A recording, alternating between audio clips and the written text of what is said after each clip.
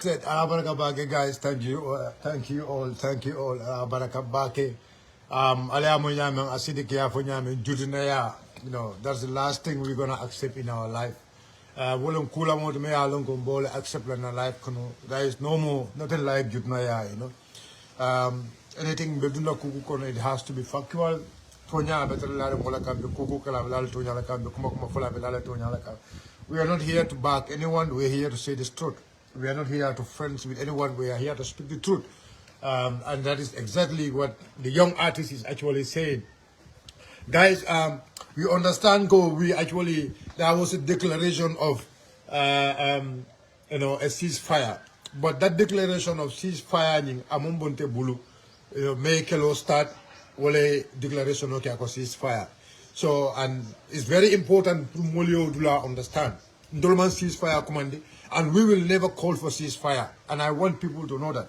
Ndolta ceasefire command la momon sabale kama, and we will never call ceasefire for anybody. Momo into attack, be attack land. Momo kuma funu fontolma, be kuma funu fola. Momo wulia fontolma, be wulia folemale. And I want that to be very clear to everyone. Ndolman nana jang kafuko be mole baby nice. No, we are not here to babysit anybody. Ndolbinara do korela, and that is why our mantra is very simple. Don't steal, don't lie, jailbreak.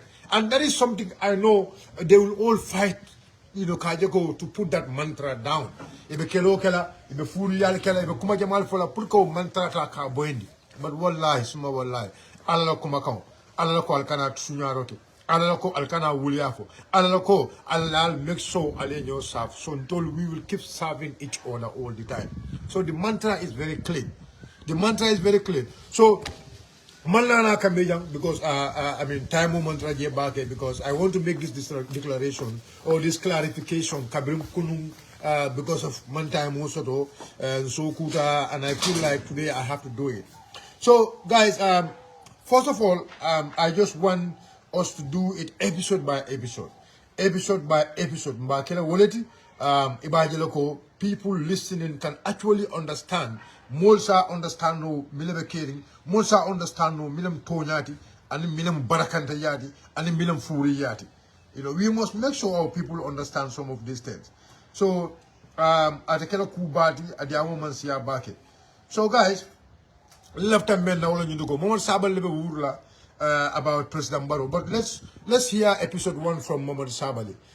You know, from Mohamed Sabali, and then we can continue. Episode 1 from Mohamed Sabali. They are fire and they I mean, peda nyawanya mtapeda nyam. It was insulting our young people here that they don't want to work. They signed an agreement to deport the young Gambians here. It's out there in the open. It's even on Fatu Network. Now I've reached out to sold their families treasures and land and travel for better opportunities that their own government can provide for them. So what happened was, what they signed is very clear. It's a deportation agreement signed by Muru Tangara and Aissatou Toure, who was insulting our young people here that they don't want to work. They signed an agreement to deport the young Gambians here. It's out there in the open. It's even on Fatu Network. Okay, so that is episode 1 of Mohamed Sabali. Yeah? You all hear that, right? You all hear what Mohamed is. For their financial sad and heartbreaking that the government that you remember Adam Barrow post 2016, there was no single speech that he would make without singling out the Gambian diaspora for their support on social media, for their financial contribution to the so-called struggle that brought about change.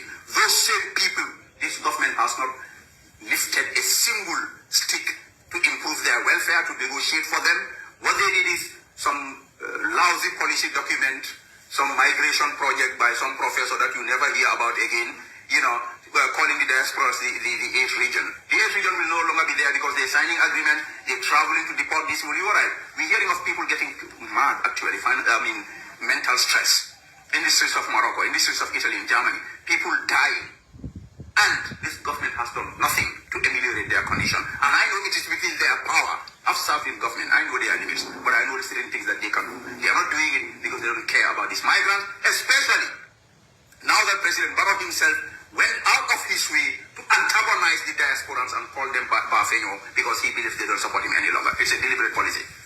Like I said, almost every week we hear about someone dying, and it's always the people out there trying to find the family, trying to find the funds to repatriate them. And when people die, do you think that the foreign ministry could have formed their own team to try to investigate what exactly is happening out there? No, absolutely. But even before they die, Sadio, I speak to a lot of people outside this country, people who actually care about these young people. With this lockdown, coronavirus and issues, things are very tough, even for citizens of Europe. Talk less of our migrants. Some of them are sleeping in parks. This government made no effort to try to use at least this exceptional situation to negotiate for better living conditions of our people. They don't care. If you don't care for somebody when he is living, you think you will care about that person when he's dead? It's very sad and unfortunate. I think the Ministry of Foreign Affairs, they call it Foreign Affairs and Gambians Abroad, the second part should be scrapped. It's just the Ministry of Foreign Affairs begging and personal interest of government officials. That's the official name of that ministry. How efficient do you think is the Ministry of Foreign Affairs? Absolutely, they're totally incompetent, inefficient. What creative move have you seen this foreign ministry done in this crisis period? And I believe, especially the coronavirus period, gave us an opportunity to reach out to these people. We know the condition of our brothers and sisters there is not good.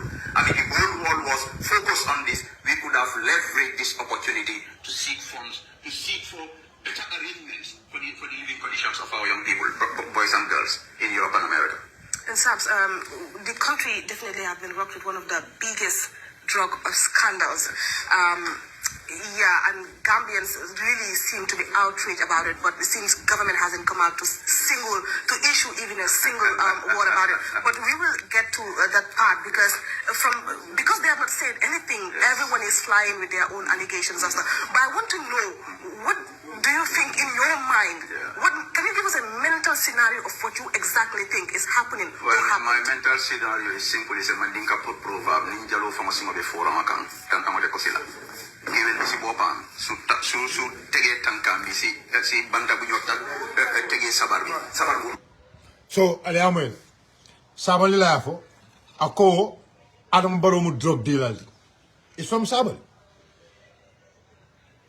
Calling the president a drug dealer. Because that is what actually he's saying. Ako jaro sume lorum foran wakang. That's mean ko Sabali lafo ko Adam Baromu sume lorum foran wakang. Ka drug dealer mabo nyim banko kang. Based on B, droko be menke ka nyim banko kang. That is what Sabali is saying. Yes. This is what Sabali is saying. So it's very simple. It's very, very, very, very, very simple. So Sabali and then draw menke President Adama Barrow mo maki Adama Barrow nyim banko kanjang. Sabali and Malbali are mentally Adama Barrow mo maki Sabali. But look, so you see, because of the nature of our country, because of the situation of our country, this is why the like of Mamadi Sabali Nyolu will be diamula. This is the like of Mamadi will be diamula and Molbe la Moila Wella. People are listening to Sabali. That is because Gambia la Gambia. Purke la moy Mamadi Sabala. Ke la moy Mamadi Sabala kawala kumakamota ikoete kay ifan nyambu wala. But I want to be very clear here today. Sabali la parts. I have different episodes for Sabali.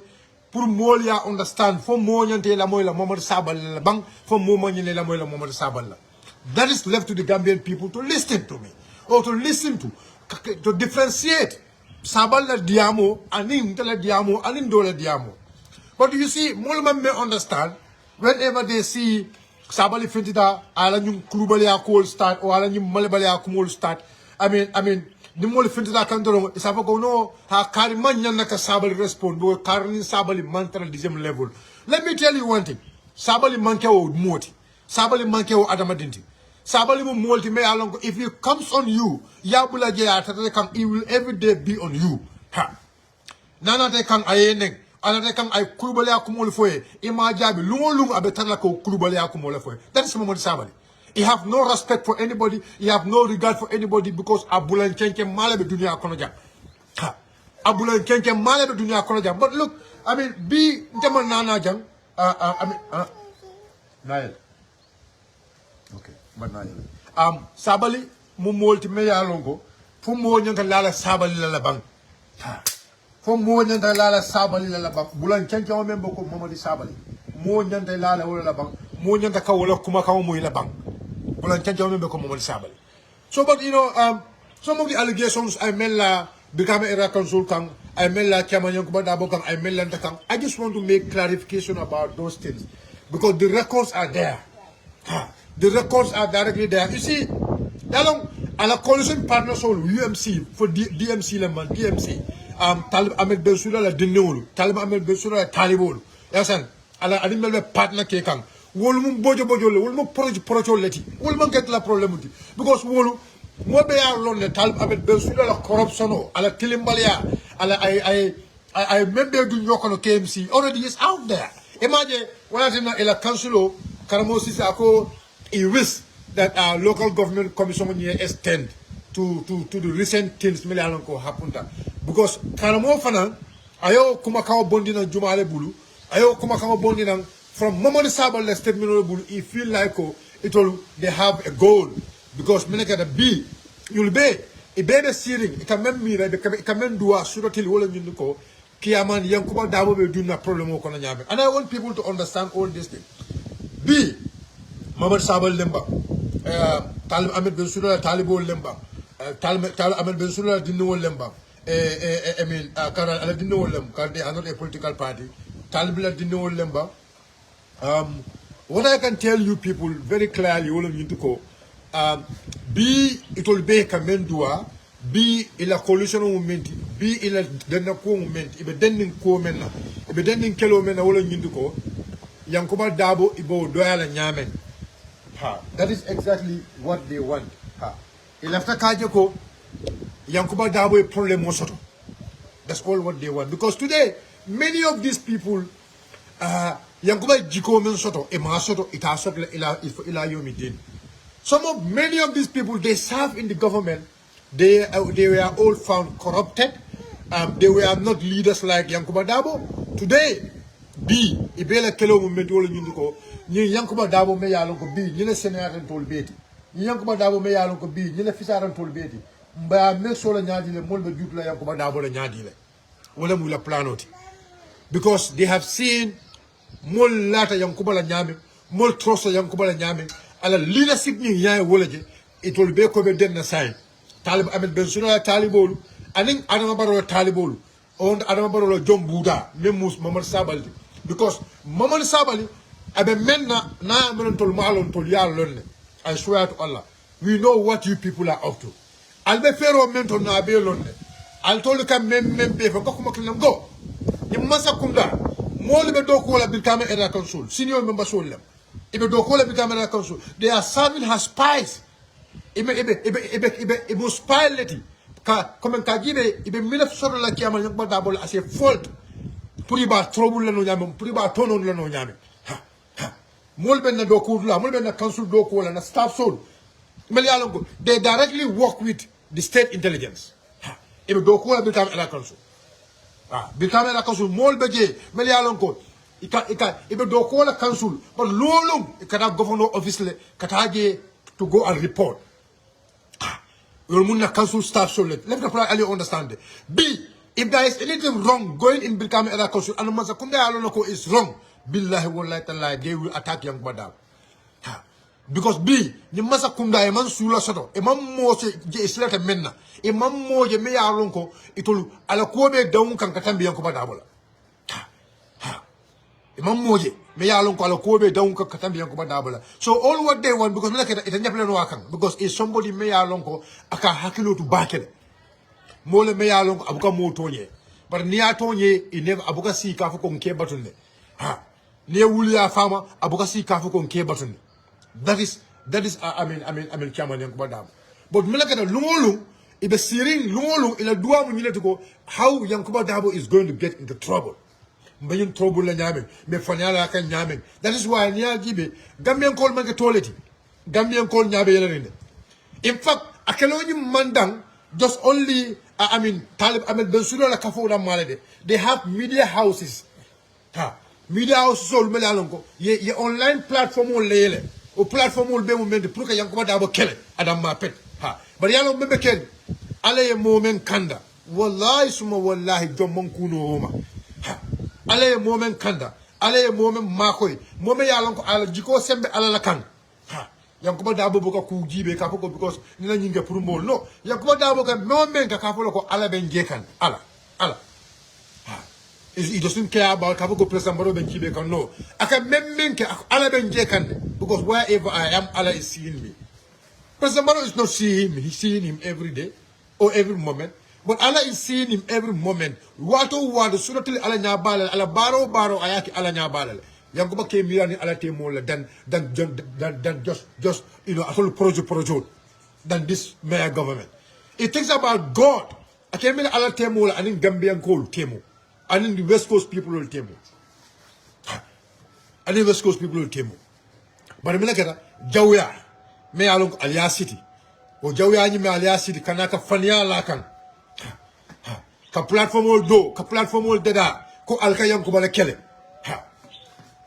Platform dol be je fomu wol ani bi mo malo duma lebe wol koma abe aliya be wuli ni minaka mo pour ka yanko ba dabo kele ka yanko ba dabo doyande ka yanko ba dabo ta ka make sure ko pour Adama Barrow just to whatever problem al kamel duwa dunya kono any problem mo ka mel dunya kono pour yanko ba dabo ya so bar yalo kuma kele yanko ba dabo barakatale yanko ba dabo tilintale yanko ba dabo manke o dinti you know what na ni Allah robis you always come and respond because Yankuba mo kila Yankuba mo ki Yankuba buka sabero ka kadi mo la ka fuko ya post Yankuba Dabo man kewoti Yankuba Dabo is not like Talib Ahmed Bensouda Yankuba Dabo is not like Mohamed Sabali me ya lonko your platform wo yele NPP must go lu ibe mol nenna lu ibe alpha disrespect la jumal le ba ko Mohamed Sabali ñu le ba ko Mohamed Sabali ñu le ba ko ani la mol there are the people behind it ndolbe me women kala we so plain ka folek plain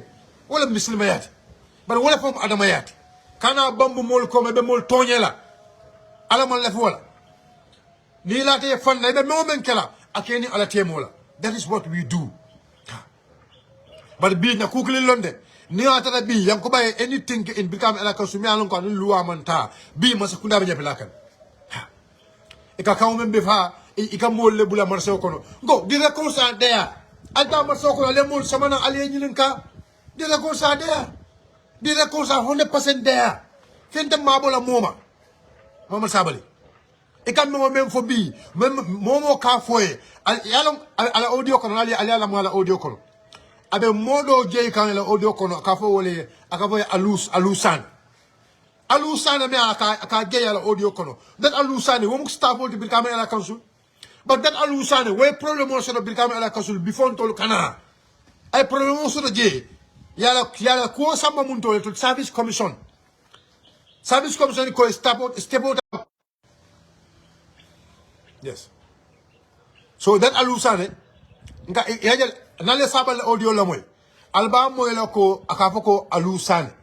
Ha. Akawo alusane memfo. Wo alusane mustafo to become a council.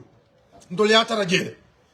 But janun tol kana wo alusane problem o soto ya muta nun sunyaro nun kolla alusane I mean badu wala because tiang kolla ani na mol idantale but so kabron tol nata alusane because nata le ya so inenda ka bay ima bay abe council bari e ka jo every month e ka alusane jo every month because staff wala man senior staff wala man so kabron tol nata il lafta pronto le abula system wo kono so me yalon ko ay suñaro lek alman clear tinkala ko kono aliyo mari bula o jewo nyama atol lafta pronto le o ki ko nga filo kono alusana nata ala case na to the committee because chairman is not part of that committee to the establishment committee and ala case na also to the finance committee because it's collector amount.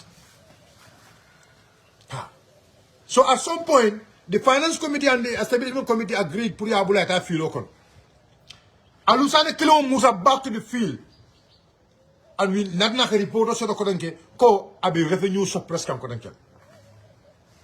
After all appeal board now everywhere to appeal go okay alna yam fire do ko bari council ka jole. Ye receipt buko diala. Ye imposo diala ta field okon. And the same fraud me along yamuta wala it report na ko is doing the same thing inada na ka alusane kabul ma bay because ndol man power so ka bay but we leave him there now make so ma post blood So that alusana yowleta yake jorawti in become era council. Alusana be mila dila no tolla. Sumbe mila dila no sumke bala. Ni alusana musunti. Fa suma ya tina wobi wala do ko problem kono. Atol ko alkawala ke jorawti become era council kono to give you people information. Falkalo audio. Sabalkalo audio kono kaka alusana le press. Because alusana is giving him whatever. I left the Gambian call alila moyani hakilo la ba. Alila moyani hakilo la ba. But not only alusana de. There are other staffs. They are directly working with them. But cooking lebe je wala ñu ebe men ñi kan billah ni asoto non. Nata le kam men fo. Sabali kam men donkili la. Nata na proof betul bulu evidence be bulu. Dan bi alba yank ba dabo ni moy la police le on dali yank ba dabo ni moy kiti blado on dali amoy ko yank ba dabo attaque le ya bondi alo ibe fero ki ka pour ka bondi c'est bobe masakunda la bulu local government are under the control of the government. So if you people think at any point ko Yankuba is corrupt or Yankuba is doing anything bad, come up with a commission, come up with an inquiry, and the inquiry now. And the inquiry it's very simple. If you people think Yankuba is corrupt, come and investigate. But yalam nakeda. Because they're scared about the man. It's like a moon. Become era council. Only 2 major contracts. Kabinara na ole di. Gambian ko alila mani hakilola de. Alila mani hakilola. And I want this thing to be very clear. Mol melka audio record. Left very well, ale new audio record. Ale agenjandi. Mamad Sabal be wuli yamen fokang. Mamad Sabal be barakante yamen na. Pour Gambian ko ya long. Mais Mamad Sabal ñol wulindi na be lon le sita lay miton kele. Ye offer million la. Ye offer kodola. Ko itol kono jumane be Yankuba dabo provoke la. Pour y ba mudora nyamen ka soron alla mitun lo ali o limiti ha itol kono jumala be Yankuba da provoke la pour y ba yala ko ay react pour na react pour y be ñep lakan no nyame ha mom adama baro na la mulu adama baro na la kabudu adama baro na la mulu yole fere ye Momon Sabal ki anyaton koti. But I told Momon Sabal one thing kay ko ibe kelel kele me ya lonko itaba nola. Yekela do nota keleme ya lonko itaba nola kelo be silale wallahi lazim. And if you think any one of us will be losers, let's see who don't need a juma make a loser, because near in another fanya for banku dungole we will always come and clear it to the people. So isidale ya kacha ebe social media platform yella different platforms ebe yella all these platforms like a Yankuba attack. Because B il a problème bien West Coast let. B il a campagne bien West Coast let. Dalil ba ko kono. Because Yankuba be do ko men kekan. Because the people of West Coast, how they are loving Yankuba, ibe Yankuba kanu kan nyamen. How are they West Coast nkolu ibe laka Yankuba la nyamen. The belief, the trust they have in him, because he's one of the best leaders. Me alongo moon in the council. Now, because Talib Lako is not their problem now. Talib Lako, because I know Talib is nothing. Talib won't defend you all. Okay, never fair. Because Talib Ahmed Bensouda went. So saying already Talib is out. So now, Yankuba Dabole Mod me alongo another mole will lebe Usen Dabe Sementu Yakan. And the way they are walking, if doko keka nyaming, if West Coast doku kan nyaming, the way Gambian kolbe tofu kan nyaming, the way Gambian kolbe la mo kan nyaming, ni me kele. For West Coast tinyara mundo this go President Barola mansa ya bandale. But say me mina kele menyu kele lo nyaming. That is their tactics. But madam wa lila moy de lefta ka memfo ka tonyani bataro bondi nyokodo. Ha ni Momon Sabal na la batara kumonata ka tonya sabanan ka landi. Pour mo yalo minam toñata ani minam batarot wala nan ko ali la moyane hakilola kabire Yankuba dabo na brigade era council only 2 major contracts na wala award. 2 major contracts na wala award. 2 major contracts. The first major contracts na main award wala keda na motobal. Na motobal. Yalo sabal na ba foka ko Alaji Konte. Ako Alaji Konte nyanta ka program projet do no contract ko award jumale. Gambien ko lu mal nyen kala fo alnana ka Alaji Konte lo moto wafil la bang. Alaji daba nani fo alnana ka lo moto wafil la bang. Alaji Konte mol biyo lo mena kurando ko mol yo lo wala. Kurando ko mol yo lo wala. Be kame era kansule kurando ko melke. Kabrin tolnata under the leadership of Brikame Era Council. Ya kurando ko melke council le yake in their own words. Council fon lel eni la committee eni la VDC lu e sita ye la procurement ke ya make sure ye la contract award whoever they want to award it to. But Brikame Era Council under the leadership of Chairman Yankuba Dabo, there was no major contract. Me ya longe waflo ko Alaji Konte nata je ya Alaji Konte bal ya di karla. The major contract follow na menke wolan ka motol sang. Wolan ka motol sang wolan na truck sold. That was the first major contract na Mendi. Our trucks. One of the first major contracts in the Mendi. And that first major contract me along con no Mendi. One of the truck sold, the truck all. Motorball. Yes. The motorball. The motorball. Yes. The motorball. The motorball. Wolem fengol timeli alonko. Na wole allocate as the first major contract. O motobal nyulu, Alaji Konte did not even apply. Allah moyle mbenyim be fola because nin sabal na diamuta ala kuma kan nyonta kanala ke senene. O motobal nyulu, Alaji Konte did not apply. Jumala apply supersonic. Wala apply le. Jumala apply Espace Motors. Jumala apply TK Motors. Jumala apply Seller Enterprise. Jumala apply, about 5 or 6 companies will apply. Will apply. Cabriya apply. That contract committee, Chairman Yankuba Dabo is not part of the contract committee. But because of Akalefle Kajeko, no member of the council, I turn in Silola. Chairman Yankuba Dabo never sit in any of the committee discussion about the procurement of those trucks. The only day me alongo Yankuba sida udlando, wala lume ya alongo ka beat open, lume ya alongo, mon me ya apply, lume ke la beat you open. O lumolem Chairman Yankuba Dabo sida. It was present in that meeting. Lume ka beat you open. And non kabrika beat open in fananke.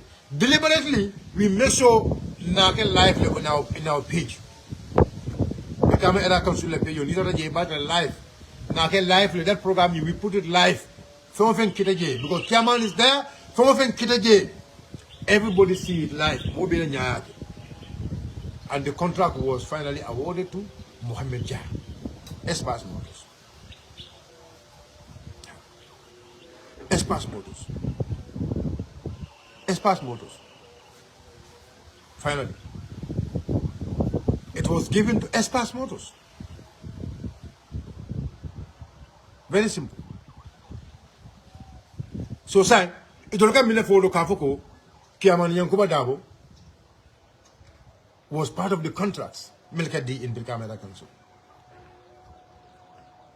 The contract committee will let us see, and that contract committee, because of my position, I just want to be very clear. Because of my position as the transport rep, I was co-opted there after the bid opening for valuation.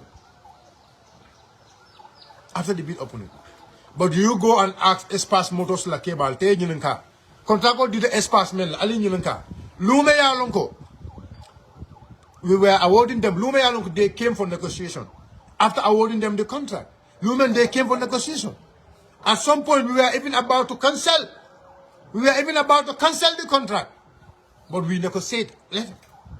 Based on principles. Based on the interest of the council.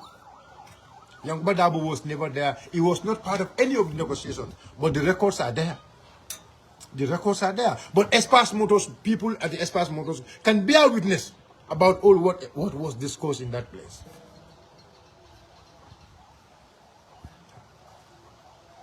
About what was in short in that place. So, Nyulu, Sabalo Kumakong reality. Alaji Conte, I am coming to tell you, Alaji Conte, the time Alaji Conte came to Brikama Area Council and what Alaji Conte left on Wotumo. Along the Conintonia City, along because Melaka, Sabal Nyole Mujalolti, Along ma understand, Eka Jaliake company yele. Eka Jaliake company, the special company yele. Ibajalo company, if they are awarded contracts, they will give them kickbacks. Because wole be mansa kunda kono sabal nyul ka balu wala sabal nyul ko kodoso do wala. And I want people to understand this very well. Aka alaji konte men for because alaji konte daba nani ala kebano. But daba nani nyul narminala kabring janning kiaman yankuba dabo kana albeya understand ko digital tax collection no magabe 5C wala ka digital tax collection okay in Brikama Area Council. Jani alaji daba nani kana. That 5C, Jumale aussi Brikama Area Council. Ndele 5CC Brikama Area Council. Na 5CC Brikama Area Council nyadile. Ndele la kafunyoma kutubo sila. Wala la company mu 5C. That 5C, ika digital collection okay. Kabri nata. The first council ne samba diamond no that was in KMC Talibla official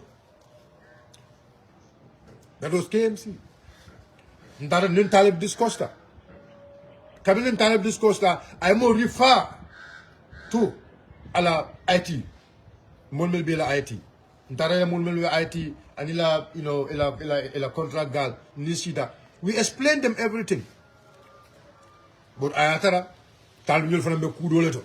So, we manana contract ko nyinta. We manana 5C endorse. Nara Brikama Area Council, we introduce it to Ceasefire. Ceasefire fanaya nala mul badunyol time and we show them everything. Pilot stories bekeda. Ndefundre Ceasefire sonko mam said aning badu. We travel to Dubai to go and do a study. Kataka come digital tax collection in car study. For the first time I'm in Gambia come. Then in Ceasefire songo former chairman. I'm not a council in Brikama Area Council in Kamen. This was in 2018, 2019. That at Dubai, we do the studies and everything. Nada. Brikama Area Council ning your collaboration ko wala nyama. Kamen Ceasefire about UDP, Atata NPP. So now you go now because they are working with Bakutubo. So me, if I want to close to Bakutubo, maybe they're not going to be comfortable. I just they jump on the Congo. But Ceasefire the phone jump on the Jakarta before Bella because Ceasefire does not want even moment cake and pull yalo. Kabren Nibeje during the tour in Dubai. Utumo lango Ceasefire go mom said you loco. Saya feel we are going to Dubai. Ngaraje stories la. Alakata you come up with a plan because your municipality almon motor sort almon truck sort almon fence sort. Alim proposal na if you guys can agree with these people for digital tax collection ni atare se kodo dino alla alim moto bal sang because already they will do their studies you understand ko be kodo jelo soto la jam so alni d'accord alni agreement ke yal ma koy alim moto bal sang you can do that kind of agreement with them because already alni be digital and you people are having a digital agreement with them. But what happened later? Ceasefire get book, Ceasefire bugeta. Start the killer cool get. They left me back because definitely Kabin Dajo going it signed the NPP call them, it left like political party quality. And it's not about council, I just distance them. Nebula, they operate. On the 10th of May 2023, Lume Yalong Chairman Yankuba double nomination of Bekela, or Lumole will contract on ya terminate. On the 10th of May, I can remember it answer. Lumen Kiaman Yankuba Dabobe, Tiama Yankuba Dabobe nominate la at the IEC in Brikama. Ululem, your contract on entire terminate. 5 contract will be Brikama Council. So, coming election will be a Fabanta. Come election will be a Fabanta. Alaji continue because look at that. 5 season, the company even start having a problem because that boy, Bakutubo, men from a guy Samananjang, now they have a problem with Bakutubo. It didn't Bakutubo for a side. One Moroccan is a Moroccan, Akib. You Moroccan or Samanan, Kabiya Samanan, your Samanan as their head. So that Moroccan was working with Alaji Dabanani Nyolu and the other people, Malafka will talk some lawyers. Malialongo, Mula Moleti, and the Milton Valial Meloamen. And the lawyer Musodo, Bakurubo, what they did is, in fact, they Bakurubo a lawyer and a lawyer Muso, Mealongo, Mobealon, and Aminjanato. Yoleta as a lawyer, Bakurubo Jenkin different in the contract. The company was with them. With Alaji Dabanani. They used Dabanani because Alaji Dabanani because of Womu UDP. Although after Alaji Dabanani, you know, obviously, Mobe Alonoko at the NPP. Itara Alaji Conte because of Alaji Conte in Mola relationship, they want Alaji Conte to come and influence Kiamani Yankuba Dabo.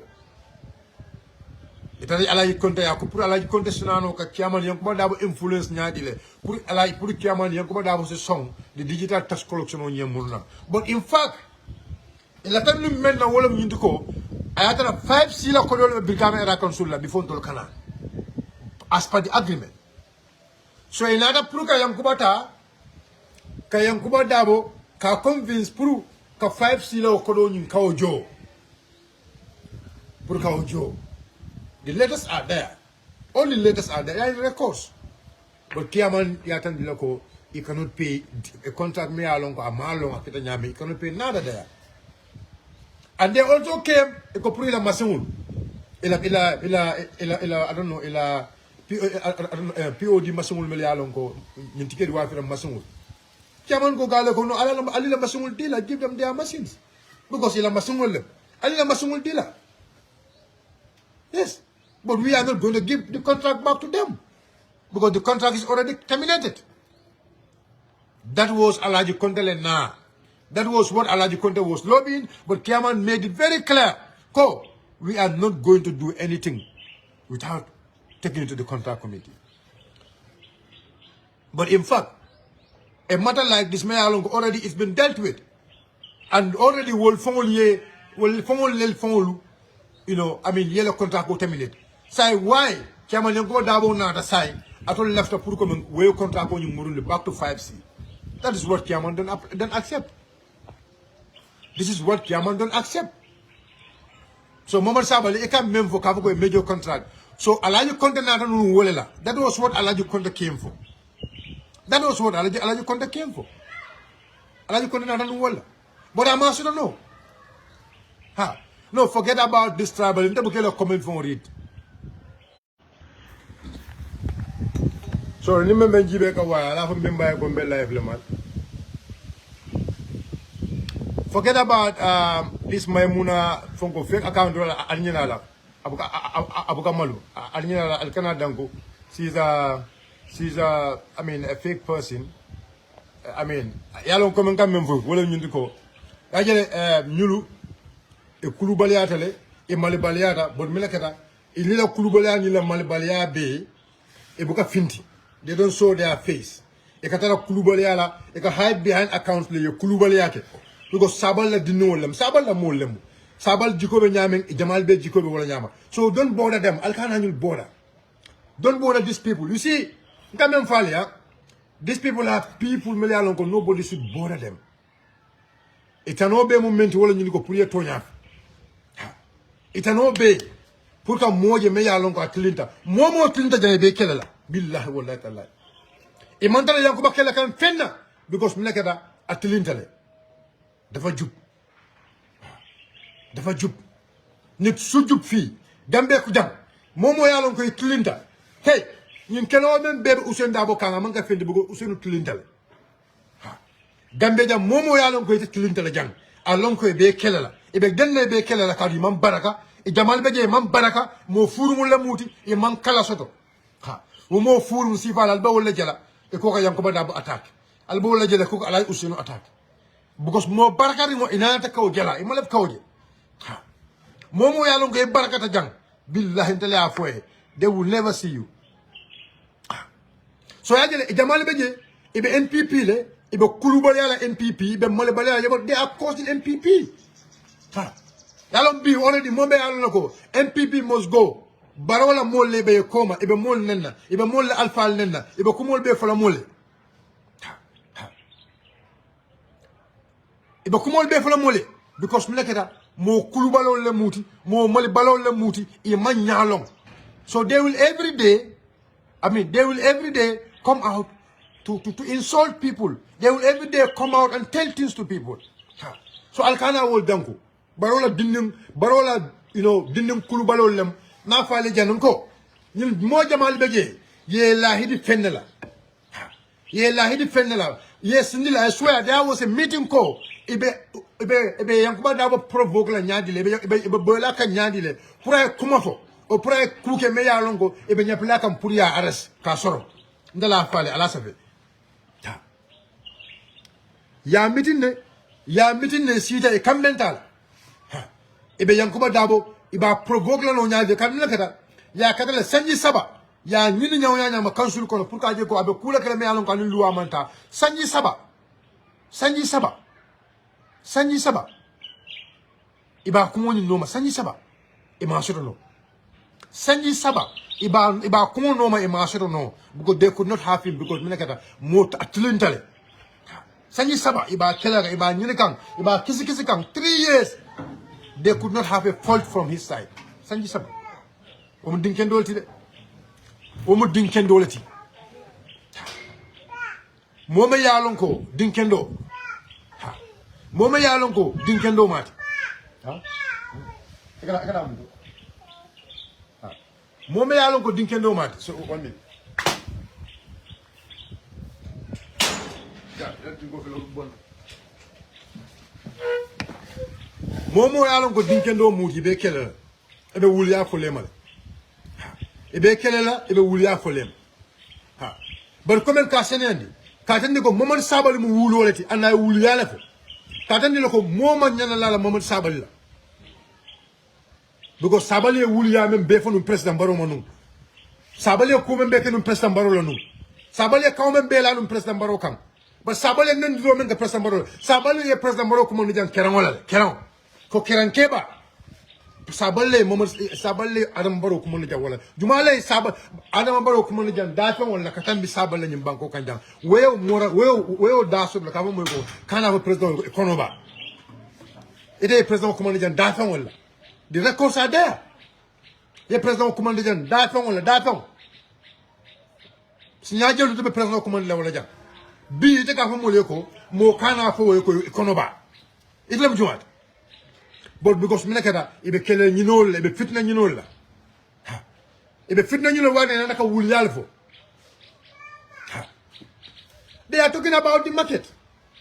But the records are there. But then I just want to make this very clear. Brikama Era Council, we have only given 2 major contracts. 2 major contracts.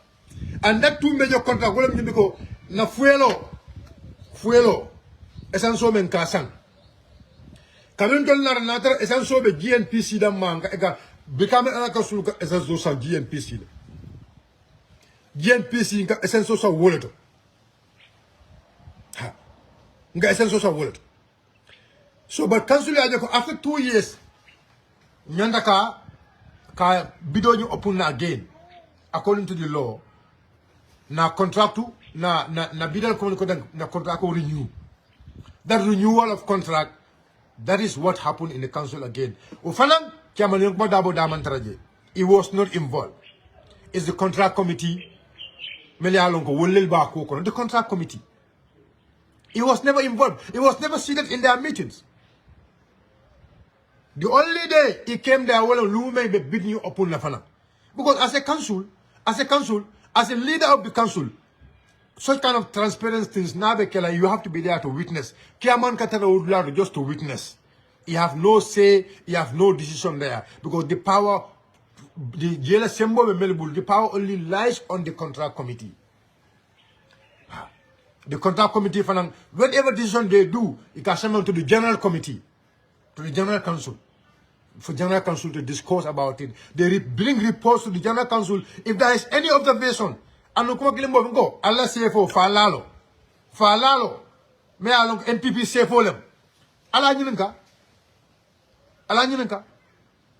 Chairman Yankwada only be in that place. Lungu make it beat open. And now they lively because we don't want him to have any secret to involve into any secret meetings. Any meeting involved that you don't come, so we put live. Mobe nyaje. Chairman is here, sitting with the contract committee. Ye beat you open. Near open mobe nyaje. Mongoli any complaints for you. If you can help them, any legal advice, give it to them. No, nothing is forced there. Chairman Youngbo double life be yakawoleke. So these are the two contracts Mele Alongo become a consul. Now only D. These are the only two contracts. Wallahi as in Senkali. The two major contracts in the main award. All these other contracts, we give money to the world councillors because Chairman Youngbo double believe in grassroots development, decentralization.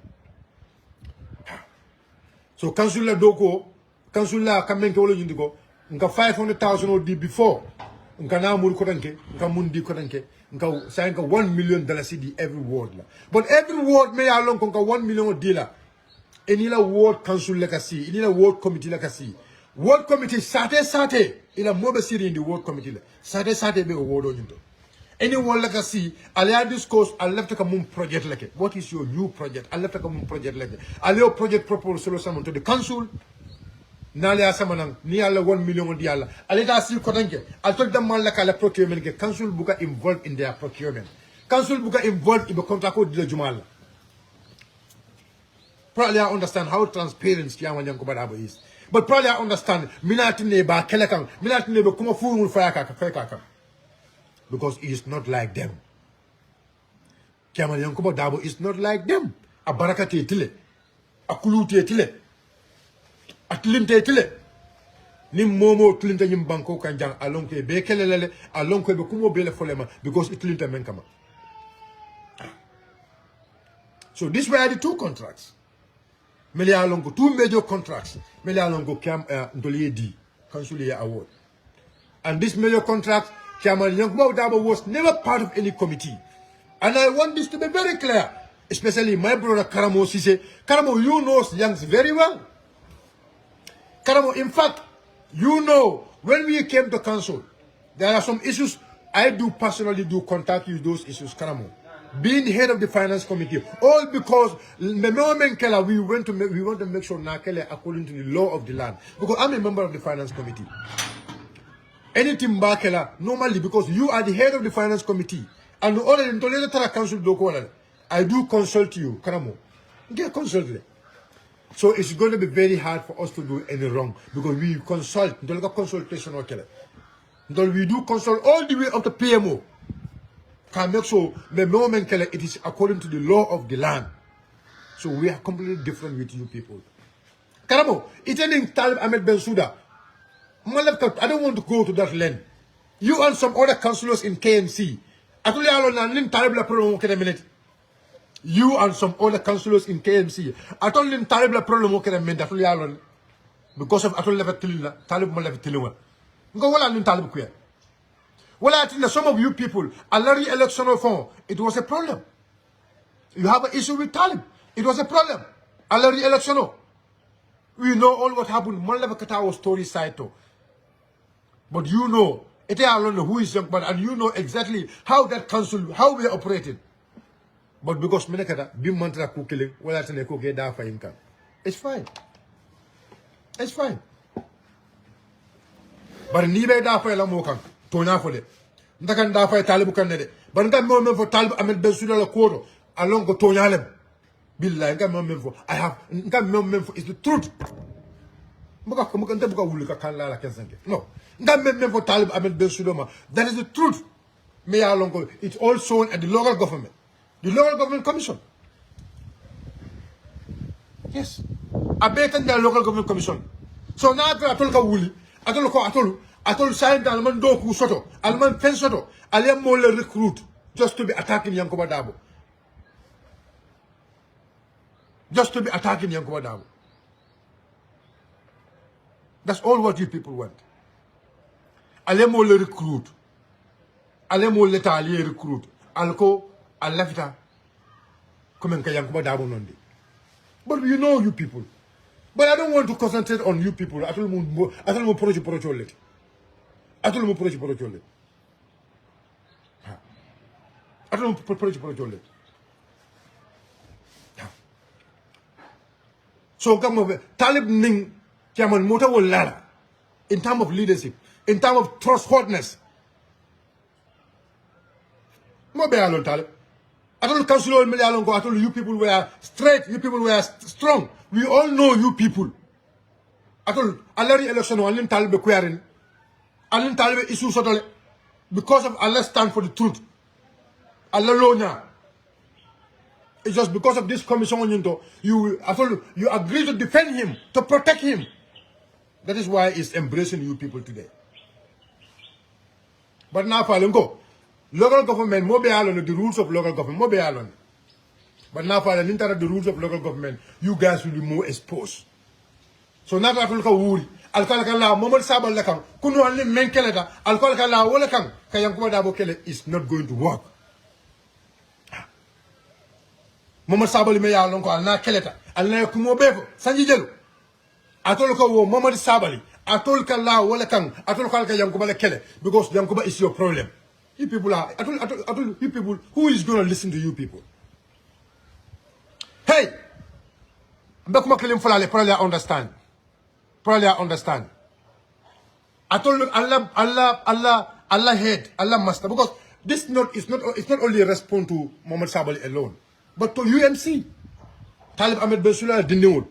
I told you understand. I told you projo legi. I told you manke fenti. Purka Yankuba Dabo Boeing, Purka Yankuba Dabo Jolom, Purka Yankuba Dabo Daya. Annual came in na sabali me alongo wala katami sabali mu wuloleti gambe be alongo sabali mu wuloleti gambe be alongo sabali mu nafikoleti gambe be alongo sabali mu sofa gambe be alongo sabali mu sumoleti gambe be olon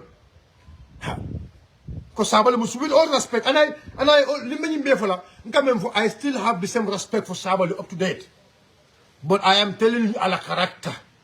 Having respect for somebody and defining his character is completely different. I have respect for Sabali, but ala character can only define, and this character can define. I'm not going to come and define it from out of blue. No, nka character meant for Sabali to. Well, Sabali, and those are evidentials. Those are evidence. Those are proof. I told me phone along B and I'll be jealous Sabali fe and the Sabali come account siala. Because akasabal ka mole kele me yalon ko alman sila mole dunya ko katandu wala because me atina sila da wala because ala tilim ala straightness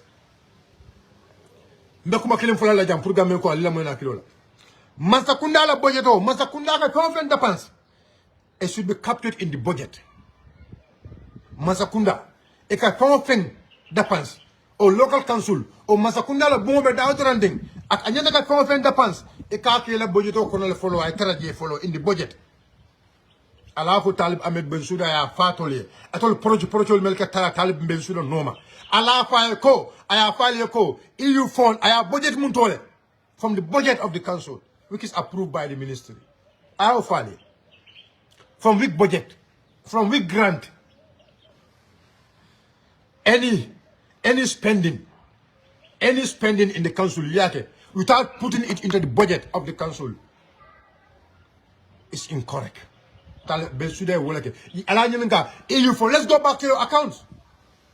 The EU fund may in the budget, in a budget okono, in a depense okono, you can get a grant.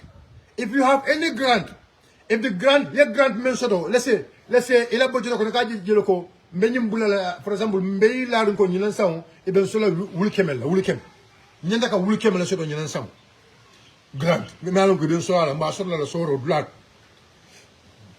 ni grant soto the grant ni say no nata but say wulkem le beje but if for example you will have 500,000 It can make a you bring in a supplementary budget. It a supplementary budget in it. It a budget on you redo the budget. It a budget on you redo it. Or you do what's called environment. Faculty okay. Allow for Talibio for them, but the EU fund anatale ayata itake pension account oele. That's one of the biggest corruption act in KMC. Ke pension account oele. Kokodo kije. Kokodo spend quite 11 spend nyame because they don't want to be scrutinized by the rightful people. Talib Amel Bensude will lekeja. Allah can you go and check it. Allah nyinka Allah for eko. Mba taska mena, mba taska mena is very simple. I have a Gambian call yako. EU kodo kabanada. Ake budget jumala kono. Because EU kono settle. If it is in the budget of KMC, like a KMC la budget kono, we know that amount of money. Mba logo KMC that year, that particular year, what is their budget? Ila budget is going to be high. Ila budget is going to be high. But it was never in their budget. It was never in their budget. It was never in their budget. So all those things are the faults. Local government is looking at all those things. Atoli yo bekija. Atoli yo kalabante yali bekija. Atolo ko alkana ka yangu balanon. Atolo ka deng al jaw la ka deng ka yangu bakele wala fo mu fisalot. Atol jaw. Atoli ko momen mal jawoti. Ale men donc la signa jël. Ale a donc la ko ma atol jawolati. Atol ko atol ni wala ka deng. Ka yangu ba dabo kele. Atoli yo barakol soto. But Gambian font c'est la moy sabal là-bas. Going forward, atara ko marché. Akon to lakara marché ko ko do mura moldu. Mamad sabal lebo fona biye fota. But you see, Sabali is someone meya lonko. I mean, nin Gambian lata na sign is to their own detriment. Ala nyilinka ala 1.5 million amen sunya na central bank. The 1.5 million I had advanced Nadile. I may withdraw from central bank $1.5 million. Almost to $1 billion. Al moment sabali nyininka okodo nyin ako ya jembe kay okodo sin samba mundole. Better na word. I think that I will explain more. Better na jenne. But as we are going, naman sabari, do fanda sabarla. 1.5 million yin. The statement is there. The things are there. The 1.5 million US.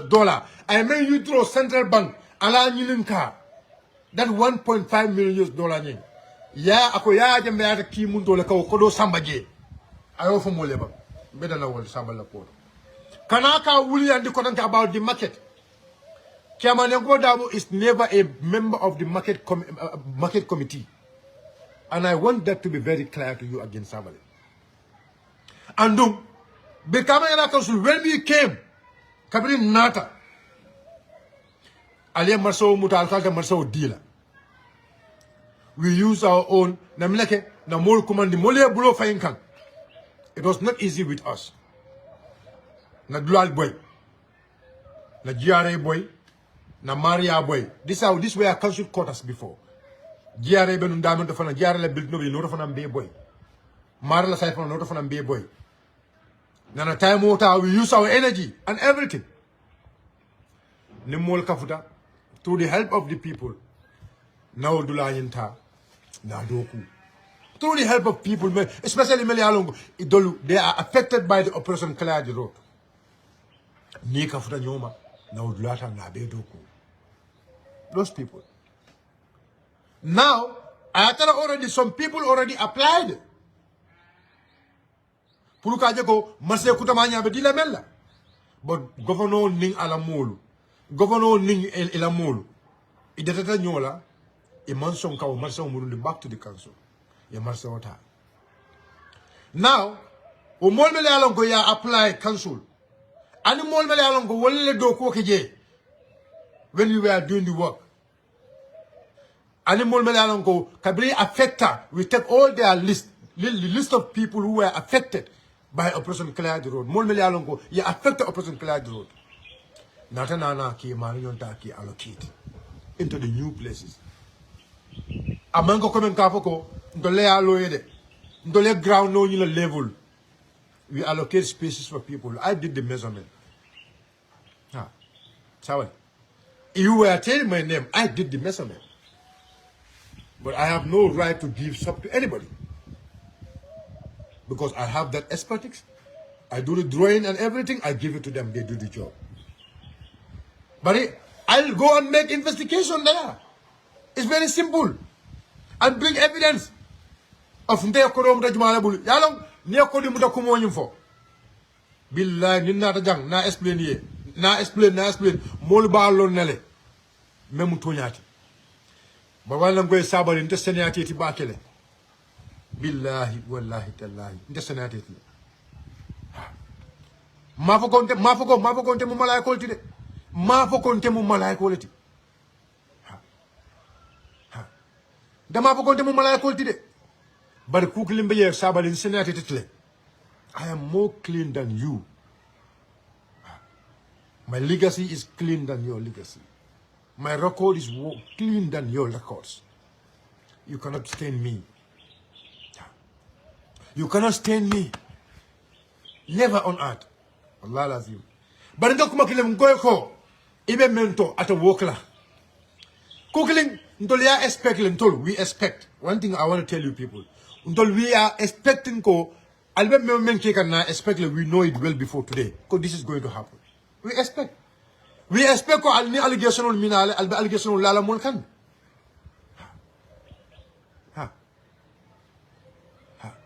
We expect ko alni allegation on minan tolkanne.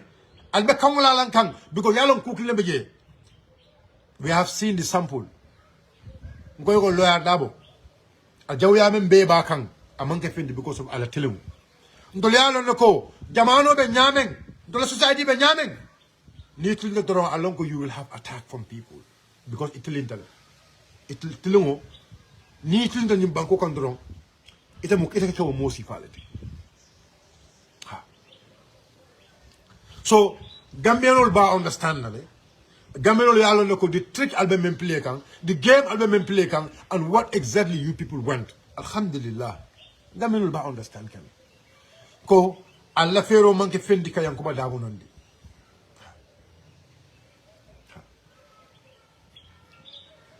But cooking, and I will keep repeating that.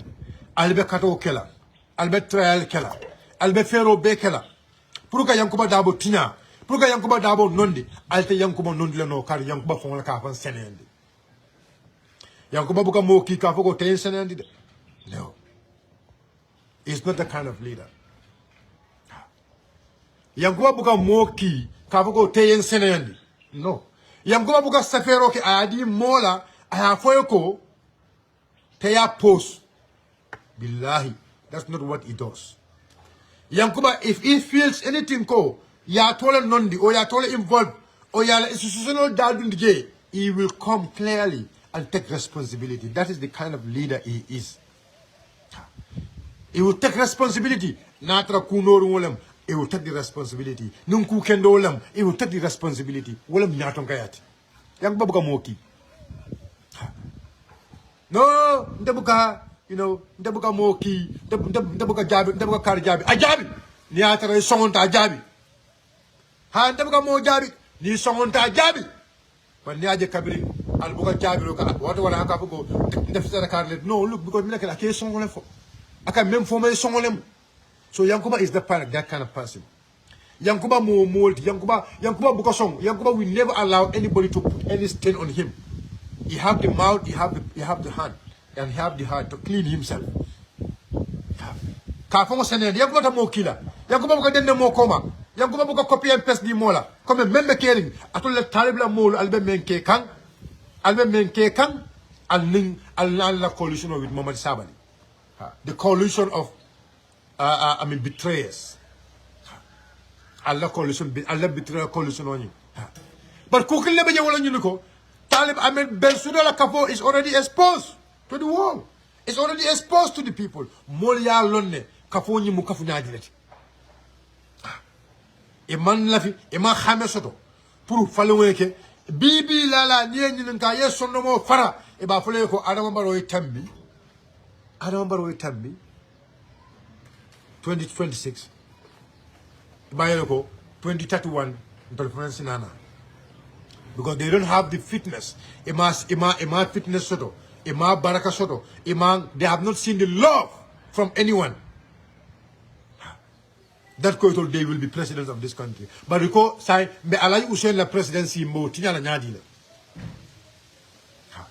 be alay usen la president ya mbe tinyala nyadi le that is their problem after seeing Gambian call how ready Gambian call the parade nyamen ka alay usen ta ka makoy ka kadan ka alay usen support ka ko alay usen to be the president here but iba na fikiya lonne la diamond wala ñund ko when you hear them doing interviews iba fele ko usenu mo kendolti usenu be 10 enate kilim moyla iba interview ke kan ye anything for usenu mo me ya lon ko safo ko fen jawolem me ya lon ko nakida mansati alaw ku jawoni o be mansaya nyin tinyala enate kilim moyla la ikela na fikiya lo woleto bar ko kilim ngoy ko alabal expose la one by one yalla ibrahima diba diamu yalla ibrahima diba diamu tale ibrahima diba même fo mo be ya moyle ibrahima diba même fo mo be ya moyle ko itolle moti me ya lonko atele be talib koma ibrahima diba la fatama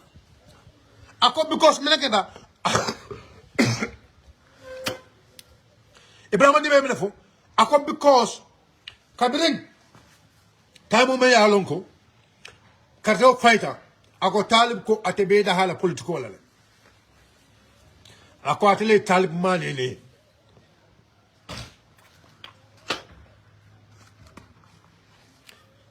ako atele talib manene ali la moy de mbalo wolde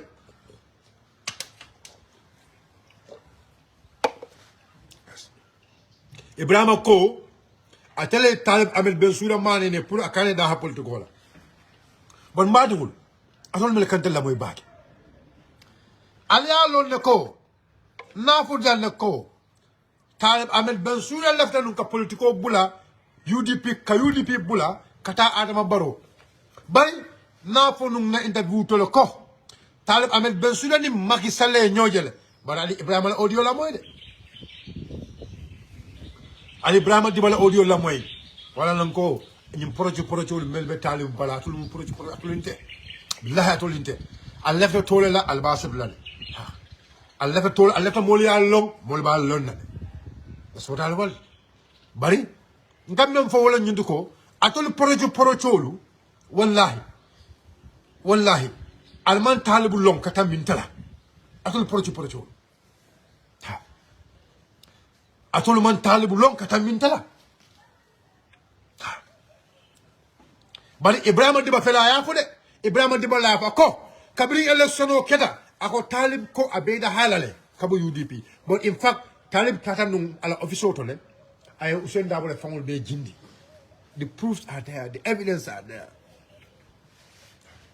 na fa le jang ko Talib Ahmed Bensouda anim Macky Sall mitale kachata Macky Sall kay ko ta president Baroya and Macky Sall Talib convinced at the time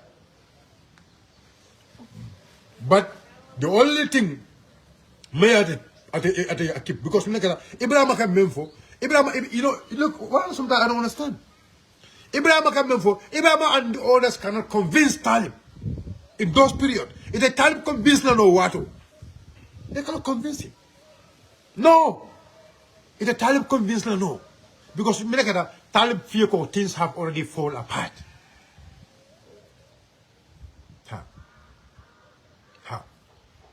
Talib feel like things have already fall apart. Yes. That's what exactly Talib Mirano. That's why Talib want to leave the party and go and join NPP because he knows that commission is coming. He was very scared about this commission. So him joining the party, the president, maybe commission might not even happen because he is not going to be elected into office. President Barrow maybe President Barrow is going to make him an ambassador or a minister or a vice president because they discuss. But Ibrahim fele ayenda kuma kamu yinsenende. Yalon kabrin diamu de ko abe kamul laka nko le ko nte kallala talib ben sudala. Monta kallala talib Ahmed Ben Souda. Même fo talib Ahmed Ben Souda mo avec le toñale. Avec le toñale. Avec le toñale. Même for la Talib Ahmed Ben Souda is going to be truth. It's going to be truth. But nothing else but the truth. So on même fale, nte manque atulu, nte na atulu nte. Because nte la politico, I put it on facts. Albe kelo même bela, alle kelo is all against one person. All of Yankuba Daboti. Because you all scared him. Al scared Yankuba la minala, al scared la minala, ala tilu. Ala tonya fo. Ala hani, ka ala kelo ka fay. Because Talib buka okeno. Talib buka kelo okeno afay. Talib buka kelo okeno afay. Aso atolu, al scared Yankuba Dabole because minakara ala tilu. Al hani ka kelo okeno afay. Alhaji ka tonya fasa. That is the only reasons. I'll tell you alka akele. That's the only reason. I told you alka kiyama yankuba dabo kele. But nkale ko alka mole kele. Me ya lon ko alta kuno lama. Ni ya lon ima lon. Albe filo le kono. Albe filo le kono. And wallahi na yankuba dabo lonne. Ning yenna soron kaso nde. Yentene Yankuba Dabo Soron Kasola in mile 2 for this country, for the Gambia.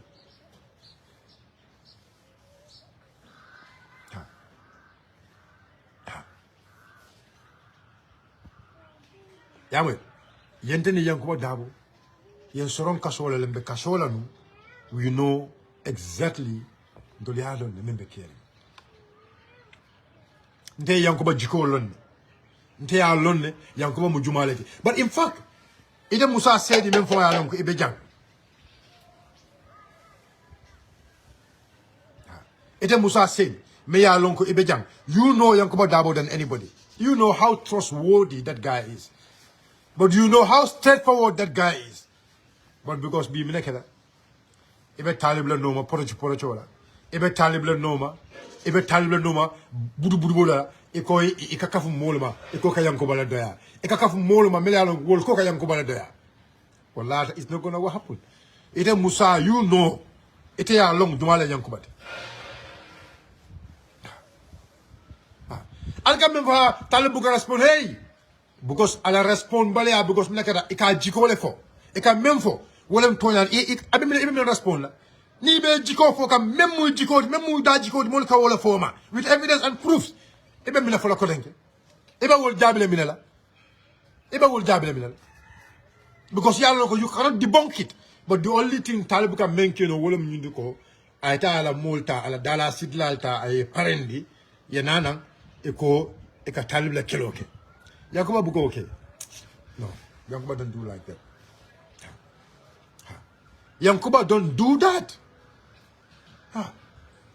So the likes of Musa Seydinyolu and others, you know, you see, for example, my brother Mark Jana, you see, Mark, like for him, I have that kind of respect for him.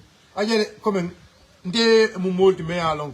whatever might happen, I always try to refresh my mind about the past.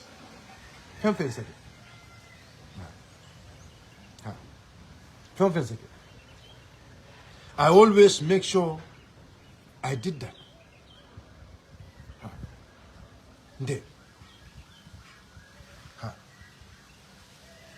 So I want you people to understand that then I'll mantra level kill it. Now mantra level kill it. No. The levels are so high. The level will jump on your level. The honesty or dishonesty. Imagine, come like I said, imagine that's why they have fake accounts. Mele alongo inata just these are these are fake people. Mele alonko inata lying against me. But kuma killing call of you don't lie against me. And it stands. Then they will do it. Then they will do it. Because nte le tulinta atoldi, nte le koida atoldi. Janimbe sunyaro kela. O janimbe tapale akela bida adama baro yale na joina kan. I kodo dinna. Than doing tapale ya. Did that atoldi. You hide behind profiles. Kata sai ka hide musu profile le koma because nte go le koma buka musu attack. Nte buka musu attack. I have no problem with any woman. Nte buka musu attack. Nte musu buka davanteke. Nyai lo musu no janne. Lo musu no ya longo aka keto le use. Nyai janne aka keto le use Facebook. Nyai janne aka no don't have. Nte mo time musu. Allah kebal. Allah coward keba. Nte kada wole no. Tali. Me ya longo sabalika memem farmer. In those days, he cannot respond to Sabali because Melekada Akajikola farmer. So he don't want to respond to because I can remember for Jikola. But now I remember for Mamba Jabila and we will bring the proof because Nalongo is lying. Now I come from Mamba Jabila because Nalongo Sabal Mulolet is lying. And we know Mina Mula trapped, Mina Mula plant salt in Abelon. Ila fero be momenti, ila hamo be momenti. We know it. Suma wallah, we know it. So guys, I can tell you, I can tell you all what I am telling you. Ndolu, we are so focused. We are so focused. And we will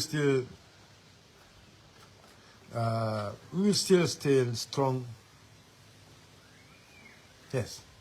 Yeah, they can never put the good man down, my brother. Never.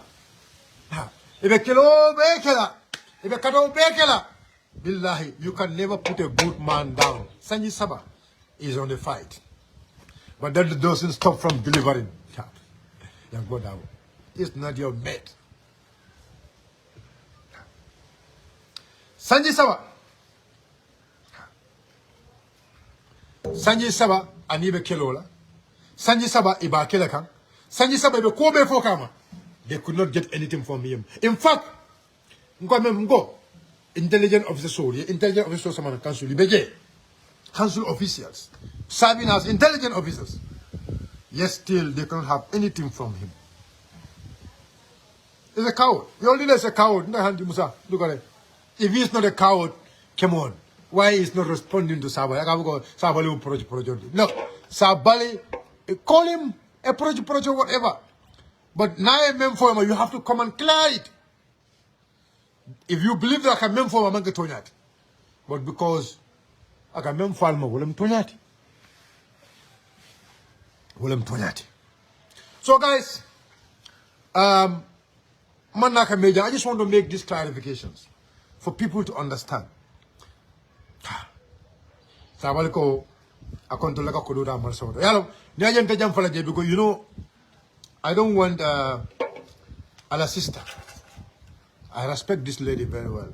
Ajale ni Ramu Sabali, Mantara Kukiling. Ni Ramu Sabali, Ajale Sabali, I don't want to go too much on him. Sister Ramu Sabali, Namanta particularly. But you see, I have that respect for her. I think Kodol Baje Nyanda care for Sabali and Tefolai. But Kodol Baje Nyanda can reference D Ndekela because of Ramu Sabali. Because of Ramu. Because no more kutu ye Fanankatu Wild. Because no more kutu ye Fanankatu Wild. So, I can't marshal Kuomemfo. I'll find evidence. It's very simple. It's very simple.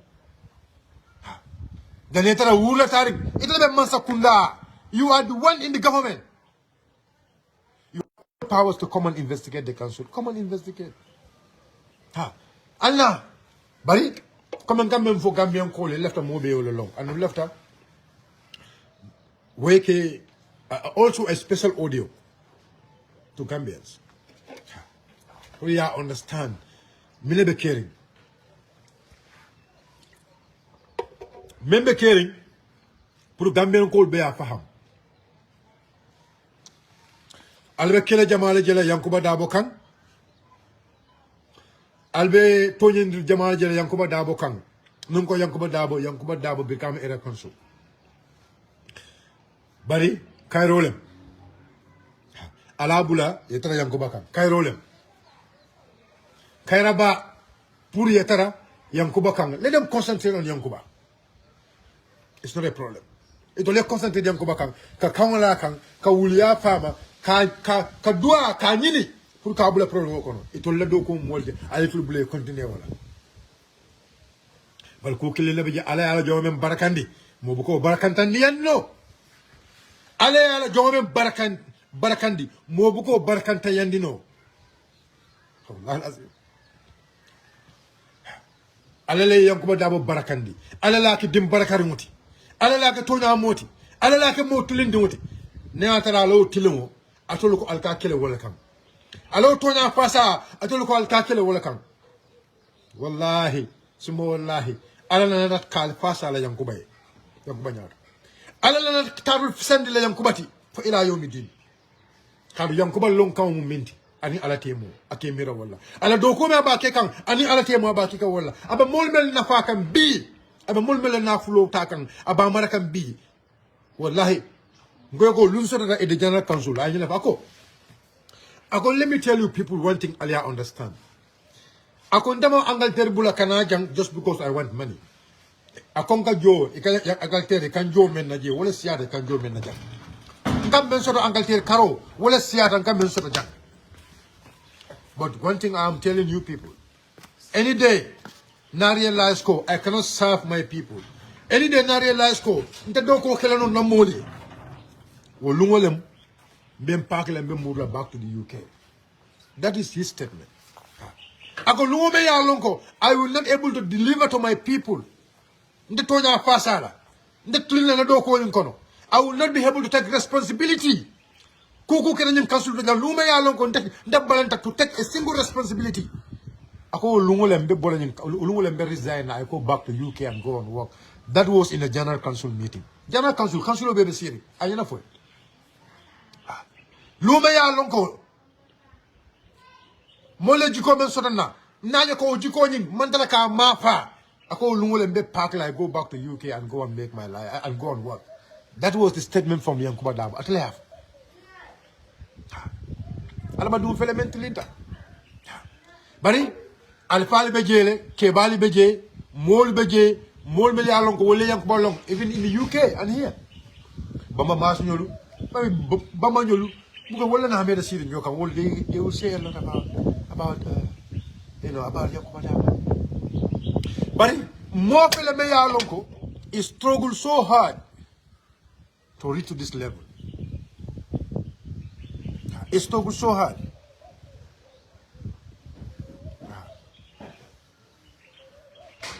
It struggled so hard to reach to this level. So you people, if you think it's a man of principle, uncle. You're right. Mome ya lonko is stood with principles. Media household letala. Albe media household le me ya lonko mo malo juman le be koma attacking that person. Wala attack. Focus on him. It might be Costa Road. Costa Road that will to be. It be best be around now. These are fake media houses. These are fake people. It be media household coma. It be platform will coma. It is son of moye nyada because they are cowards. But we know the PR master. The PR master in Banco Kanya. Who knows whether the PR master la gaun la moldem. Allow alam. Alabelondi wala. Like I said, I make sure I can turn it.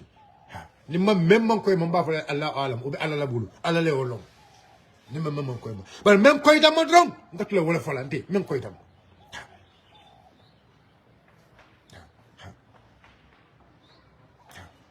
Yankuba Dabo is not that Omanko Jumuti. Yankuba Dabo not Nata. Akason the Cabo Ha. Atena them Telecoto. Usanta. Na better. Ufana Akason is a better than Telecoto. Because he took responsibility as a leader. Do you know what is leadership? But later on meya longo. Ila Clarko, ila Severla. Yabula, later on men Safe. But because of Ita Buloma Safe, you don't want to take responsibility of that later. Right? Alma Ale Yankuba Tanka Usifal. Yeah. Ila Severla, I Severoke. And with the Pola Bula Prayo Severoke. Ita can law more than Banco Be Nato. Ika Foko, Ita, you don't want to take responsibility of that. You Eko Kumota Kalabajilaba. Jumale Be Okela could in Banco Kanja. That person, look, I will resign from that very day. The day you fail to take responsibility in your work, that's the day you should resign from your work. And that is the principles of Yankuba Dabo. He said this. I could do all the time. So Mamad Sabali be Kalla Kensawala, Mamad Sabali be Faniala Landika Yankuba Kang, Mamad Sabali because they are scared of Yankuba, because Mamad Sabali and Alamulu, you do whole dealer, they have taxed them, you tax the dealer to attack Yankuba Dabo. You tax the dealer, Puka Yankuba Dabo Fitnandi. You do whole dealer, they have no other work, they have no other job. You do whole dealer, Puka Yankuba Dabo Nala Mulu kill it. But Yalam, if the Yankuba Killer no. At some point, without coming towards me, through me, or maybe through Boubacar Siddiq, because we are close to Yankuba. That's why they will always put me and Abubakar Siddiq into the fight. But Kuma killing Sabali, I have respect for him, and I always say this. I will keep the respect between you. But Otatina, ala Kulombalial, nala Kasulombalial, ntawul falai.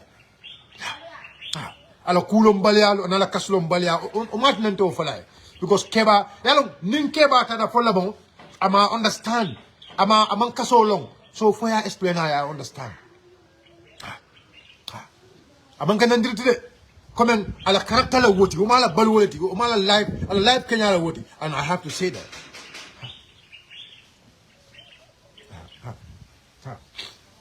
So, imala bitonya la, imala mo kendo la, mo kendo ya dawo ne bela la katinya. Comme là où c'est d'abord quelqu'un nyame. Allah Akbar. D'abord Jula. Gambela Nelson Mandela. I keloke. For Gambia be alonko I keloke. I keloke for ya soro mile too. Ayake Jumale, ayake Gambele. Abe fintal lumen. I mean, for Moli, Ako, na dinul, atole si coma. Leadership.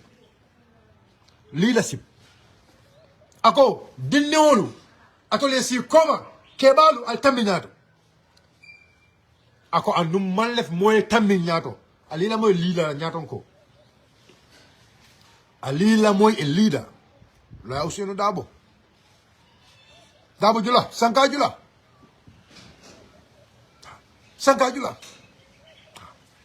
Kelo membe bakang ala tilo ala lannaya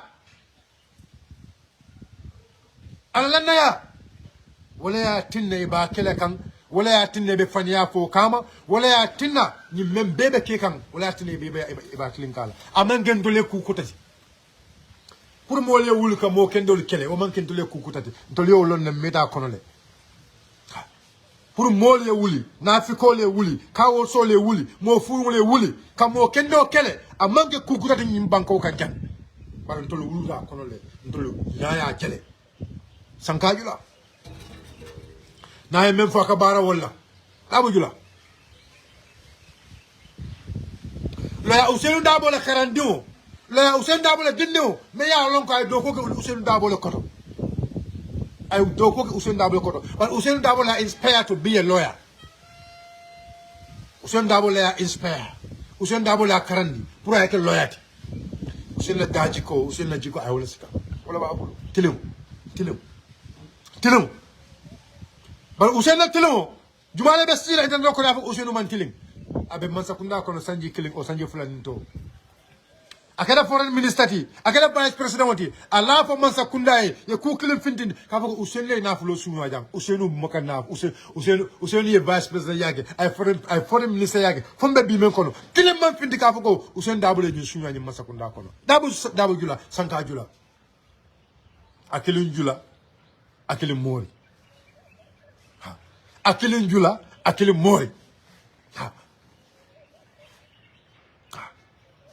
bari kelo man si folo projo atol be feale la kelo man si folo yalo najele some of the media also go war of words najele UMC la advocation lu ila dinul ila projo lu ibangala war of words, statement upon statement. We will keep making them busy, and that is true. We will keep making them busy. We will keep making them busy. Nabod alabala. Wallahi, Gambian call balon na lako. Jumalam Gambieti, anu Jumalam Gambieti. But Jumalam left in Bankola, and him left in Bankola.